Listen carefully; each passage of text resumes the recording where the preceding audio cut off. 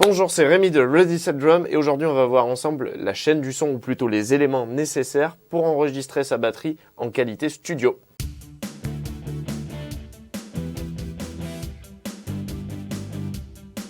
En effet, j'ai remarqué que quelquefois le processus d'un enregistrement impliquant un ordinateur et tous les éléments qui vont ensemble jusqu'au micro sur la batterie peut rester un petit peu nébuleux encore pour certaines personnes, parfois débutantes ou même plus expérimentées, mais pas forcément initiées à toutes ces techniques. Donc j'ai décidé de vous l'expliquer dans un format vraiment très simple et par étapes. Vous êtes prêts? C'est parti! La première étape, et elle risque un petit peu de vous surprendre, c'est d'avoir une batterie bien accordée et des pots en bon état. En effet, c'est quelque chose qui est très souvent négligé par tous les batteurs et les batteuses, quel que soit leur niveau, et moi y compris parfois. Et pourtant, les miracles, ça n'existe pas. Enregistrer une batterie, ça ne va pas enjoliver magiquement votre son, mais plutôt mettre en exergue tous les défauts qui peuvent subsister sur votre kit. Vous imaginez donc bien que si vos pots sont en mauvais état, qu'il y a des harmoniques dégueulasses qui traînent sur vos tomes, sur votre caisse claire, qu'il y a une vis de coquille par exemple qui grésille parce que vous n'avez pas pensé à les resserrer régulièrement, eh bien tout ça, ça va s'entendre sur l'enregistrement, de même que tous les ressorts, les petits bruits, ressorts de pédales de Charleston, le Charleston mal serré qui aussi quand vous faites des ouvertures-fermetures. Bref, toutes ces petites choses qu'on imagine pouvoir remettre à plus tard parce qu'on n'a pas le temps et qu'on veut rentrer tout de suite dans le vif du sujet, eh bien malheureusement, dès qu'on va mettre un micro à 2 cm, vous imaginez bien que ça va s'entendre de suite. Et l'idée fondatrice d'un bon enregistrement, c'est surtout d'avoir les bons sons directement à la source, donc une batterie bien réglée, avec des pots adaptés au type de résultat qu'on souhaite obtenir, et aussi accessoirement une bonne frappe et un modèle de baguette adapté. Et paradoxalement, moins vous avez de budget, plus il va falloir porter d'attention à cela, puisque les modifications éventuelles qu'on peut faire et qu'on imagine pouvoir faire ensuite après, elles sont possibles que si chaque fût est bien repiqué individuellement, ce qui est compliqué quand on débute et qu'on n'a pas forcément 8 ou 10 micros à disposition. Si vous commencez, comme j'en parle parfois, avec une configuration toute simple, avec 4 micros, grosse caisse claire et 2 micros cymbales, là, les défauts vont être tout de suite beaucoup plus lisibles et beaucoup moins modifiables, puisque votre son repiqué va être global, à part la grosse caisse et la caisse claire qui seront repiquées particulièrement. Tout le reste et tout le spectre de la batterie va être repiqué de manière globale, donc vous devrez régler tous les sons comme il faut à la source, parce que derrière vous aurez une marge de manœuvre beaucoup plus limitée. Et ça va accessoirement aussi vous obliger à être beaucoup plus créatif pour obtenir les résultats sonores que vous souhaitez en termes de placement de micro. La deuxième étape, lorsque vous avez une batterie bien accordée avec un son qui vous plaît à la source, c'est d'avoir une pièce bien traitée. Là aussi, encore une fois, ça n'a rien à voir directement avec le processus d'enregistrement. Et pourtant, votre batterie, elle peut être super bien accordée, vous pouvez avoir un jeu super en place, mais si vous jouez dans une pièce dégueulasse, une espèce de cave à moitié résonante et pas du tout traitée, le résultat va être dégueulasse, lui aussi. Là aussi, malheureusement, pas de miracle, il faut traiter les problèmes à la source, et si vous convoitez un enregistrement de qualité studio, eh bien, pour arriver à ce niveau-là, il va vous falloir forcément passer par un traitement minimum de la pièce pour éviter les résonances un peu salaces qu'on a souvent dans les pièces non traitées, les tomes qui partent dans tous les sens, les harmoniques amplifiées par les coins, les basses qui partent un peu en live parce que pareil, les coins ne sont pas traités de la pièce, le plafond qui fait ping-pong avec le sol, tout ça, à moins que vous recherchiez un son systématique très résonnant, vraiment un gros truc, John Bonham, XXL, vraiment exagéré, eh bien forcément il va vous falloir passer par l'étape traitement acoustique, c'est obligatoire. Pour cela, pas de règles ni d'indications particulières, la seule chose que je peux vous conseiller, c'est d'aller éventuellement visionner ma vidéo spéciale sur le sujet, je vous la mets en lien ici. Chaque pièce et chaque disposition, chaque cas particulier, dont le vôtre, est unique, donc si vous avez des questions éventuelles et que vous galérez un petit peu à savoir vers quoi vous dirigez, au lieu de faire au pif, n'hésitez surtout pas à me poser vos questions en dessous dans les commentaires. Ensuite, pour s'enregistrer avec un minimum de précision, je vous conseille de vous diriger vers une configuration constituée de 4 micros minimum. Honnêtement, on peut faire avec moins selon le résultat souhaité, on peut même se débrouiller avec 2 micros. Cependant, 4 micros, je trouve ça pas mal puisqu'on va pouvoir repiquer en général la grosse caisse, la caisse claire en proximité, et puis avoir après 2 overheads de micros cymbales. Vous gardez cette constante grosse caisse claire puisque c'est ce qu'on recherche le plus dans un morceau à entendre, et puis après vos overheads, vous n'avez pas d'obligation particulière, vous pouvez les déplacer un petit peu tout autour de votre kit, tester des nouvelles choses, les baisser, les les remonter. Libre à vous d'expérimenter avec en fonction des résultats que vous recherchez. Mais l'avantage de ce type de configuration, c'est que vous gardez les deux constantes, grosse caisse claire, qui elles au moins sont bien verrouillées et bien sûr, en proximité, vous avez vraiment de la précision sur ces deux éléments-là. Et après, cymbales et tomes, c'est pas forcément la base du morceau, donc vous pouvez varier avec, par exemple, si vous avez un morceau où il y a plus de tom bass, vous pouvez essayer de rapprocher un des overheads du tom bass, le mettre sur le côté, derrière, voilà, on expérimente un petit peu avec des choses originales qui permettent de mettre en valeur certains éléments et ça vous apprendra aussi beaucoup de choses sur le processus d'enregistrement et à être créatif par la suite, même quand vous aurez plus de micros éventuellement à disposition. Évidemment, pour brancher ces micros, il vous faut des câbles XLR et là, mon seul conseil, ce serait de vous diriger directement vers de la bonne marque. Je suis pas très fan personnellement d'investir sur des choses que j'ai envie en général de garder longtemps et d'y mettre le minimum de sous et d'acheter des câbles à 3 balles parce que après la durée de vie est pas forcément géniale. Si jamais on marche dessus une fois ou deux, on va faire un court-circuit, enfin on sait jamais. Donc dirigez-vous si possible vers des marques de confiance, surtout si vous avez seulement 4 micros pour débuter. C'est pas un budget qui est énorme selon les références que vous pouvez prendre. Vous n'avez pas besoin de prendre des micros très chers pour débuter.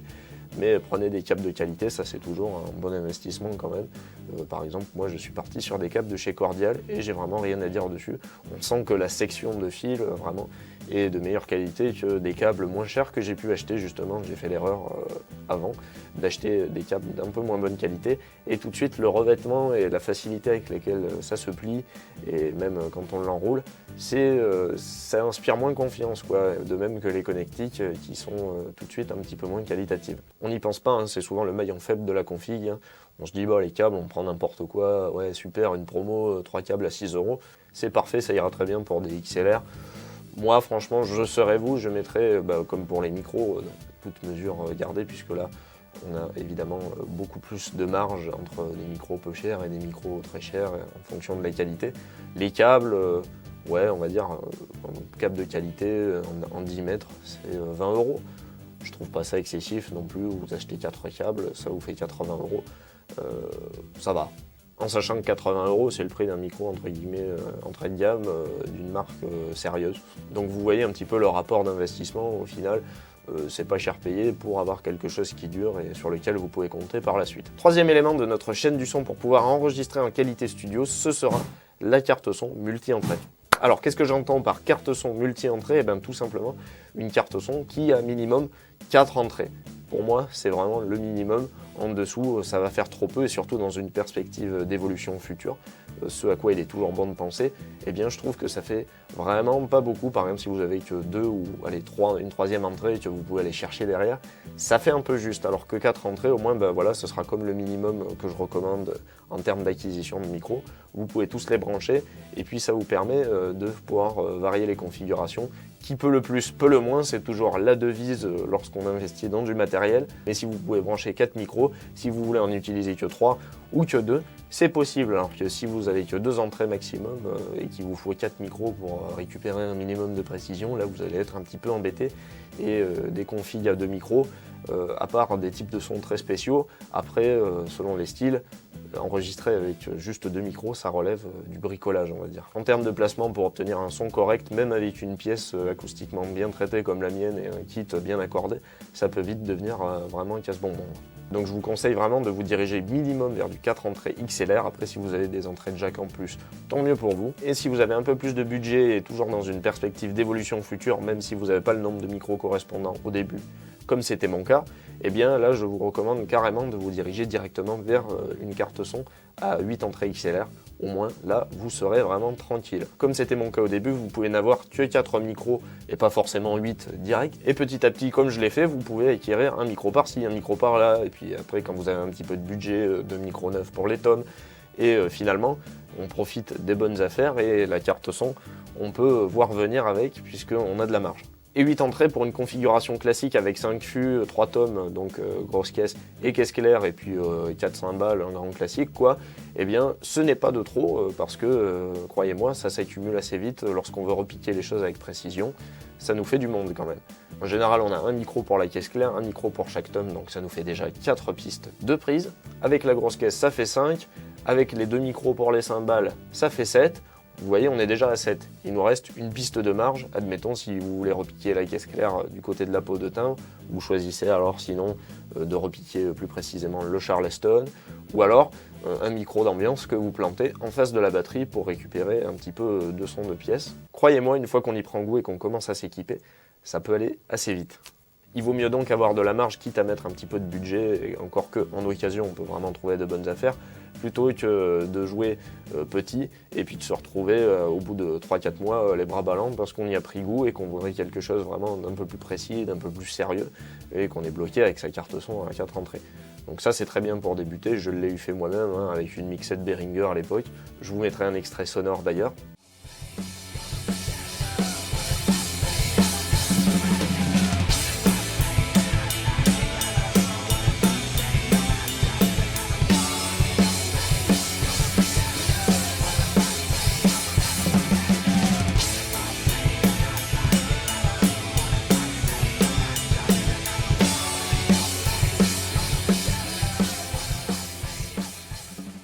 Finalement, avec le recul, c'était pas si mal. J'ai pu récupérer avec ça qu'une piste stéréo donc sur l'ordinateur. Donc là, vraiment, le mantra de régler les sons à la source, j'ai pas plaisanté dessus. Il fallait vraiment que tout soit nickel puisque c'est une piste stéréo qui rentrait dans mon ordinateur. Bonjour les modifications. À part une petite égalisation et un petit peu de compression pour faire un petit peu vivre tout ça et que ça ait un petit peu de punch avec le morceau.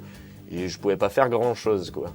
C'est un petit peu rock'n'roll certes, mais aussi j'avoue que ça m'a appris très vite à m'occuper des sons à la source plutôt que de profiter d'une abondance éventuelle de micros pour me dire que je réglerai les problèmes ensuite au mixage dans le logiciel. Parce que d'une part, eh bien non, ça c'est un fantasme, c'est pas magique, à moins de remplacer par des samples, mais je vois pas l'intérêt alors d'enregistrer une batterie 100% naturelle, sauf si vous faites du métal, évidemment, là vous pouvez renforcer les sons avec des samples, c'est pas la discussion.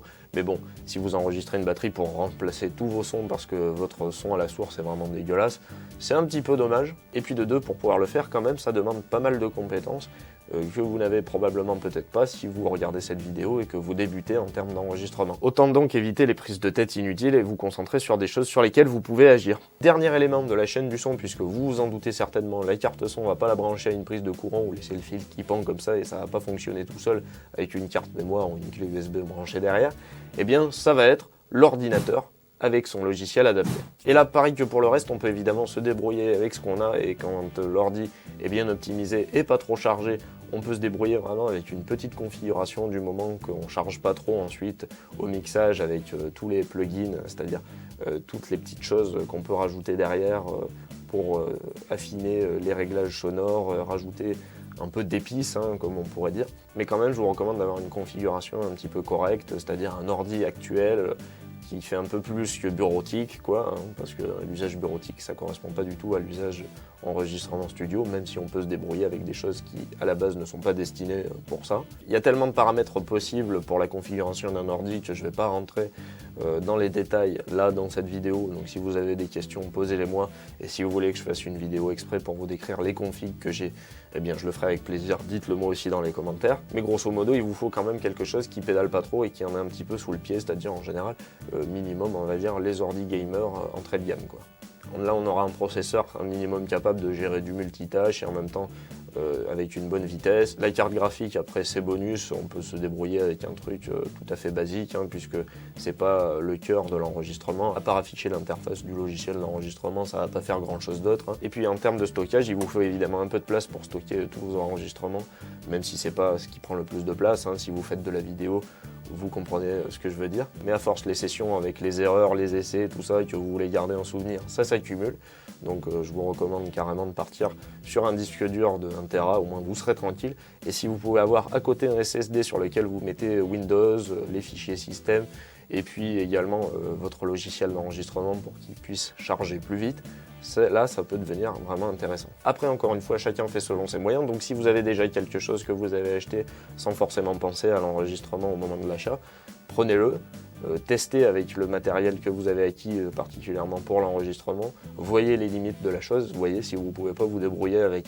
Ne vous précipitez pas forcément pour acheter un truc de fou dès le début qui sera sous-utilisé pour vous. Et enfin, pour ce qui est du logiciel d'enregistrement, là aussi, pas de recommandation absolue que je puisse vous faire. Juste vérifiez bien si c'est une version basique ou d'essai ou light, comme on appelle ça, que ça peut enregistrer le minimum de pistes que vous lui demandez, soit 4, soit 8.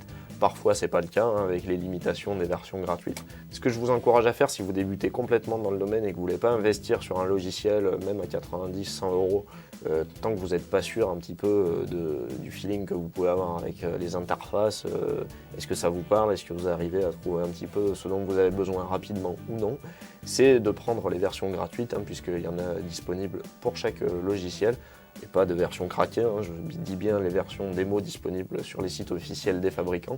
Vous les prenez, c'est déjà des versions basiques en plus où il y aura un peu moins d'éléments, donc ça évite que vous en preniez plein la gueule comme ça direct avec toutes les options disponibles alors que déjà vous ne savez même pas où est-ce qu'il faut appuyer pour vous enregistrer correctement et comment configurer également toutes les options de routing.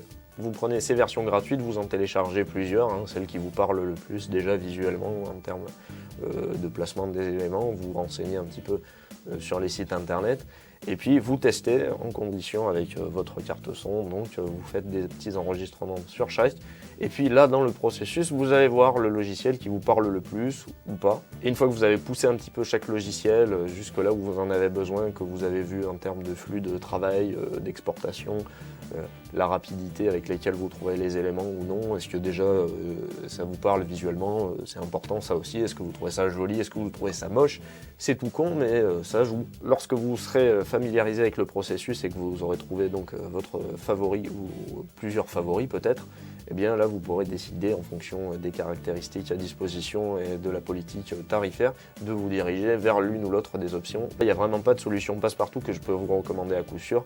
Il y a plusieurs offres disponibles sur le marché, que ce soit Cubase, Logic, Studio One, Pro Tools même si ça c'est quand même un peu plus prise de tête, c'est un peu plus accès professionnel. Mais voilà, vous avez différentes options, même certaines gratuites comme Reaper ou Audacity. Non, ça non.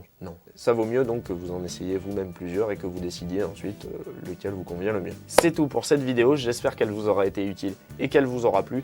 Comme c'est un sujet un petit peu complexe qu'on a abordé là, s'il vous reste des questions, n'hésitez surtout pas à me les poser en commentaire ou à m'envoyer un message privé sur ma page Facebook. Si le sujet, le concept vous ont plu mais que vous n'êtes pas encore abonné à la chaîne, eh bien n'hésitez pas à le faire pour être tenu au courant des prochaines sorties de vidéos. Je vous remercie beaucoup pour votre attention et puis je vous dis à très bientôt dans une prochaine vidéo. Et enfin, dernier élément de la chaîne du son, et vous l'aurez certainement deviné puisque la carte son, on ne va pas la brancher dans le vide ou dans une prise de courant comme ça, les bras ballants, et puis on s'en va à la bite et le couteau.